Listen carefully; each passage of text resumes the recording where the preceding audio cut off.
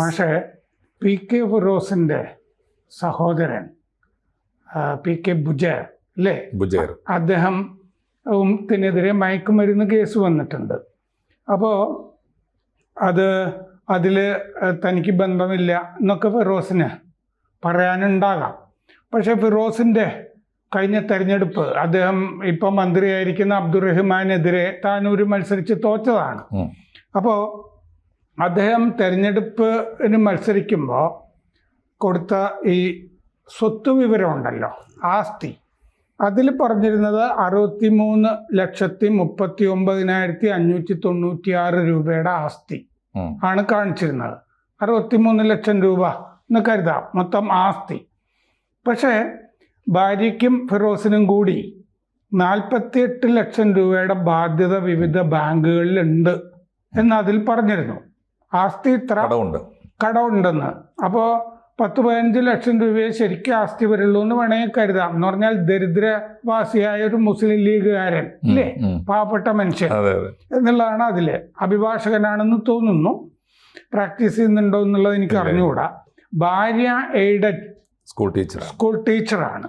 അപ്പോൾ എയ്ഡഡ് സ്കൂളാവുമ്പോൾ മുസ്ലിം ലീഗുകാരൻ്റെ ഭാര്യയാണെങ്കിൽ പൈസ കൊടുക്കണ്ട, അങ്ങനെയുണ്ടോ? കൂടുതൽ കൊടുക്കേണ്ടി വരും തീർച്ചയായിട്ടും. അപ്പോൾ എയ്ഡഡ് സ്കൂളില് ജോലി കിട്ടണമെന്നുണ്ടെങ്കിൽ പൈസ കൊടുക്കണം. ആ വകയിൽ 50 ലക്ഷമെങ്കിലും മുടക്കിയിട്ടുണ്ട്. അതായിരിക്കും 43 ലക്ഷം രൂപ ബാധ്യത എന്ന് പറയുന്നത്. കടം വന്നത് അങ്ങനെയായിരിക്കും. 12 ക്രിമിനൽ കേസുകളുണ്ട്. രാഷ്ട്രീയക്കാരനാണെങ്കിൽ ക്രിമിനൽ കേസൊക്കെ ആകാം അല്ലേ? പക്ഷെ ഇപ്പോൾ ഹൈവേയുടെ സൈഡില് ഇദ്ദേഹത്തിന് ഒരു ആഡംബര വീടുണ്ടെന്ന് ഷബീർ അലി കെ എന്ന് പറഞ്ഞൊരാള് ഒരു പോസ്റ്റ് ഇട്ടത് ഞാൻ കണ്ടു. അദ്ദേഹത്തിന് ഇതിനെ പറ്റിയൊക്കെ ധാരണ കാണുമല്ലോ. ഈ പോസ്റ്റ് ഇട്ട ഷബീർ അലി കെക്കെതിരെ ഫിറോസ് കേസ് കൊടുത്തതായിട്ട് അറിഞ്ഞുകൂടാ. അപ്പോൾ ഏതാണ്ട് 1 കോടി രൂപ വില വരുന്ന വീടാണെന്നാണ് ഷബീർ അലി പറയുന്നത്. ഹൈവേയുടെ പാതയോരത്ത് 3.5 കൊല്ലം മുമ്പ് ബാധ്യത ഉണ്ടായിരുന്ന ആള് അതിനിപ്പുറം നോക്കുമ്പോൾ ആഡംബര വീടൊക്കെ വെച്ചിട്ടുണ്ട്. 1ലധികം വാഹനങ്ങൾ ഫിറോസിനുണ്ട് എന്ന് എഴുതിയിട്ടുണ്ട്. ലോകമാകെ യാത്രകളും ഒക്കെ ചെയ്യുന്നു ഒക്കെ ഉണ്ട്. അപ്പോൾ ഈ 3.5 കൊല്ലം കൊണ്ട് ഇതിനൊക്കെയുള്ള പണം എവിടെ വന്നു ഫിറോസിന് എന്നാണ് ഈ ഷബീർ അലി ചോദിക്കുന്നത്. അത് മയക്കുമരുന്ന് വഴിയാണോ സ്വർണം വഴിയാണോ എന്നൊക്കെ അദ്ദേഹം ചോദിക്കുന്നുണ്ട്. നമുക്കറിയില്ല. മാഷിന് എന്താണ് തോന്നുന്നത്?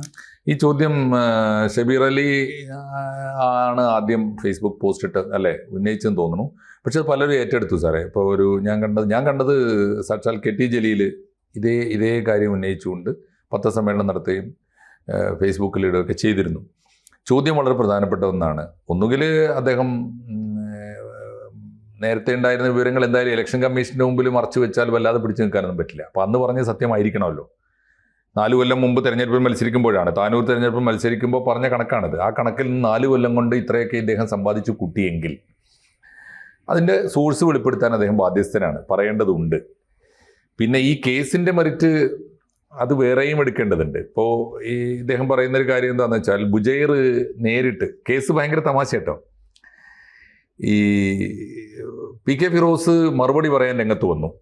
ഈ പറഞ്ഞ ഷബീറും അത് ഏറ്റെടുത്തുകൊണ്ട് KT ജലീലും ഒക്കെ ഫിറോസിനെതിരായി പത്രപ്രസ്താവനകളും ഒക്കെ രംഗത്ത് വന്നു. മിക്കവാറും ലീഗിനെതിരായിട്ടുള്ള എല്ലാ രാഷ്ട്രീയ പാർട്ടികളും രംഗത്ത് വന്നു. എനിക്ക് തോന്നുന്നു കാര്യമായി മിണ്ടാത്തത് CPM ആണ്. CPM-ൽ നിന്ന് ആകെ മിണ്ടിയത് KT ജലീലാണ്.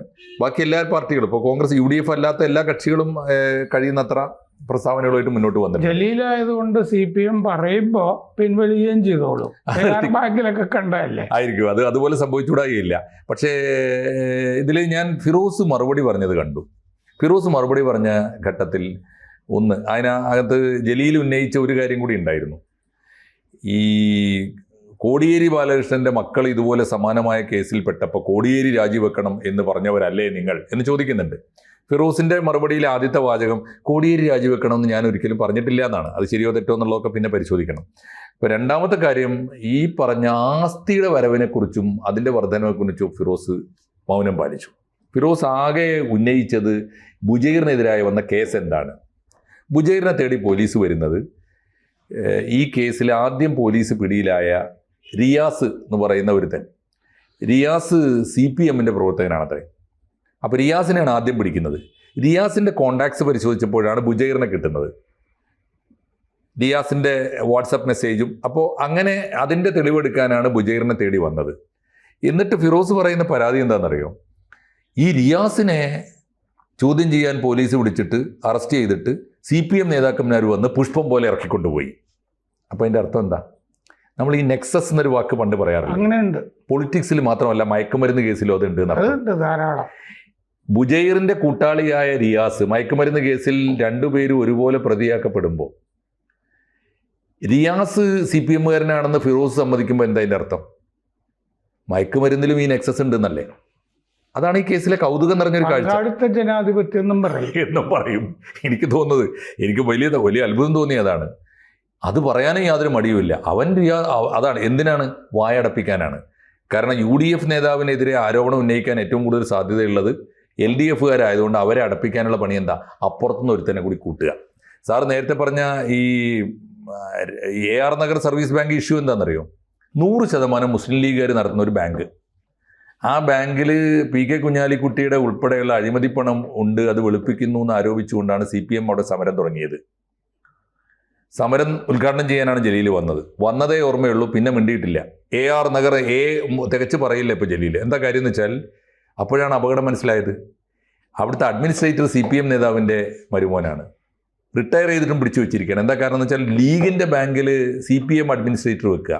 അപ്പോൾ കുഞ്ഞാലിക്കുട്ടിയുടെ പണം മാത്രമല്ല, വിജയരാഘവൻ ഉൾപ്പെടെയുള്ളവരുടെ പണവും അവിടെ തന്നെയാണ് എന്ന് ആലോചിച്ചു. ഈ എല്ലാ മേഖലയിലും വരുന്ന നെക്സസിൻ്റെ ഒരു നാർക്കോട്ടിക് നെക്സസ് ആണ് ഇപ്പോൾ ഈ മയക്കുമരുന്ന് കേസിൽ വന്നിരിക്കുന്ന ഒന്നാമത്തെ കാര്യം. 2, KT ജലീൽ ചോദിക്കുന്ന ചോദ്യം, അങ്ങനെയാണെങ്കിൽ അനിയനും ഞാനും തമ്മിൽ ബന്ധമില്ല എന്നൊന്നും ഫിറോസ് ഇതുവരെ പറഞ്ഞിട്ടില്ല.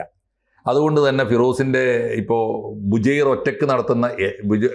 നടത്തുന്ന കച്ചവടങ്ങളിൽ ഫിറോസിന് പങ്കില്ല എന്നും നമുക്ക് വിചാരിക്കാൻ പറ്റില്ല. അത് മയക്കുമരുന്നാണോ അല്ലേ എന്നുള്ളതൊക്കെ തെളിയിക്കട്ടെ, കോടതി തെളിയിക്കട്ടെ, കേസ് കുറ്റാന്വേഷണത്തിലൂടെ വരട്ടെ. പക്ഷേ ഇന്ന് വരെ അനിയനെ തള്ളി പറഞ്ഞിട്ടില്ല. KT ജലീൽ ചോദിക്കുന്ന ചോദ്യം, അനുജൻ അങ്ങനെ തെറ്റായ ബിസിനസ്സിൽ ഏർപ്പെട്ട ഒരാളാണെങ്കിൽ എന്തുകൊണ്ടാണ് ഫിറോസ് ഈ വിവരം പോലീസിനോട് പറയാതിരുന്നത്, അറിയിക്കാതിരുന്നത് എന്തുകൊണ്ടാണ്? അപ്പോൾ ഇതിൽ സംശയാസ്പദമായ ഒരുപാട് കാര്യങ്ങളുണ്ട്. ഒന്ന്, ഫിറോസിൻ്റെ കണക്കിൽപ്പെടാത്ത തരത്തിലുള്ള ക്രമാതീതമായ വരുമാനം, അതിൻ്റെ സംശയം. ആ വരുമാനം എവിടുന്ന് വന്നു? ഇദ്ദേഹത്തിന് പ്രത്യേകിച്ച് ബിസിനസ് ഒന്നുമില്ല. കോടതിയിൽ പോകാനൊക്കെ യൂത്ത് ലീഗിൻ്റെ നേതാവിന് എന്തുമാത്രം സമയം ഉണ്ടാവുമെന്നൊക്കെ നമുക്ക് ഓർക്കാവുന്നതേ ഉള്ളൂ. അതൊന്ന്. രണ്ടാമത്തെ കാര്യം, ഇതിൽ ഫിറോസ് രാജിവെക്കണമെന്ന് ജലീൽ ആവശ്യപ്പെട്ടു. അപ്പോൾ തിരിച്ച് ഫിറോസ് പറയുന്നത് എന്താണെന്നറിയോ? ഈ ഫിറോസ് ജലീൽ അതിനകത്ത് വ്യക്തിപരമായ അജണ്ട ഉൾക്കൊള്ളിക്കുകയാണ്. വ്യക്തിപരമായ അജണ്ട ഓർമ്മയുണ്ടല്ലോ. KT ജലീൽ മന്ത്രിയായിരിക്കുമ്പോൾ സ്വന്തം ബന്ധുവിനെ ന്യൂനപക്ഷ കമ്മീഷൻ എൻ്റെ MD ആയി, ന്യൂനപക്ഷ കമ്മീഷൻ്റെ MD ആയി നിയമിച്ചു എന്നുള്ളതാണല്ലോ കേസ്. അത് ജലീൽ രാജിവെക്കണം എന്ന് സമരം ചെയ്ത് താനല്ലേ എന്നാ ചോദ്യം. എന്നിട്ട് എനിക്ക് രാജിവെക്കേണ്ടി വന്നില്ലേ? ആ ചോദ്യം സത്യത്തിൽ ആർക്കെതിരെയുള്ളതാണ്? ജലീൽ കുറ്റക്കാരനല്ല എന്ന് ബോധ്യപ്പെടുത്തേണ്ടിയിരുന്നത് CPMനും പിണറായി വിജയനുമാണല്ലോ. അവർക്ക് ബോധ്യം വന്നില്ല, അവരാണല്ലോ ജലീലിനെ പുറത്താക്കിയത്. ഇനി ഏതെങ്കിലും മന്ത്രിയെ കേസിൽ കുടുങ്ങി രാജിവെക്കേണ്ടി വന്നാൽ തന്നെ, ആരോപണം വന്ന് രാജിവെക്കേണ്ടി വന്നാൽ തന്നെ അതിവേഗം തിരിച്ചെടുക്കുകയും അത് അവസരം കൊടുക്കുകയും ചെയ്തിട്ടുണ്ടല്ലോ പിണറായി വിജയൻ. ജലീലിന് അത് കൊടുത്തതുമില്ല. അപ്പോൾ ജലീൽ വ്യക്തിപരമായി ആരോടൊക്കെയുള്ള അജണ്ട തീർക്കാൻ ഈ അജണ്ട ഉപയോഗിക്കുന്നുണ്ട്. പക്ഷേ ഫിറോസിനെ സംശയത്തിൻ്റെ നിഴലിൽ നിന്ന് മാറ്റി നിർത്താനാവില്ല. ഒന്ന്, ഫിറോസിൻ്റെ വരുമാനം, ഫിറോസിൻ്റെ ജോലി എന്താണ്, വരുമാനം എന്താണ്, ഇത്രയും സമ്പാദിച്ച് എവിടുന്നാണെന്ന് പറയാൻ അദ്ദേഹം ബാധ്യസ്ഥനാണ്. രണ്ടാമത്തെ കാര്യം, ബുജൈറും ഫിറോസും തമ്മിലുള്ള ബന്ധം എന്താണ്? ഒരേ അമ്മയുടെ മക്കളാണ് എന്നത് ഒഴിച്ചാൽ ഇവർ തമ്മിലുള്ള വ്യാപാര ബന്ധമുണ്ടോ? ഫിറോസിന് അറിയില്ലേ ബുജൈറിൻ്റെ ബന്ധങ്ങളും ബുജൈറിൻ്റെ ശീലങ്ങളും എന്താണ്? 3, ബുജൈറിൻ്റെ വ്യാപാര ബന്ധങ്ങളിൽ കടുത്ത രാഷ്ട്രീയ എതിരാളികളായ CPMകാർ കൂടി ഉണ്ട് എന്ന് അദ്ദേഹത്തിന് അറിയാമായിരുന്നു. ഉണ്ടെങ്കിൽ എന്തിനാണ് ആ ബന്ധം നിലനിർത്തിയത്? ഇത്തരം കേസിൽ കുടുങ്ങുമ്പോൾ രക്ഷപ്പെടുത്താനാണോ? ഇത്തരം ധാരാളം ചോദ്യങ്ങൾ ഉയരുന്നുണ്ട്. എന്തായാലും അത്ര എളുപ്പത്തിൽ തേച്ചുമാച്ച് കളയാവുന്ന വിധത്തിലുള്ളതല്ല ഈ ബുജൈറും അത് ഫിറോസും ഒക്കെ ഉൾപ്പെട്ട കേസ്. ഫിറോസിന് ഇനിയും കൂടുതൽ വിശദീകരിച്ച് വിയർക്കേണ്ടി വരും. അത്ര എളുപ്പമാവില്ല അത്.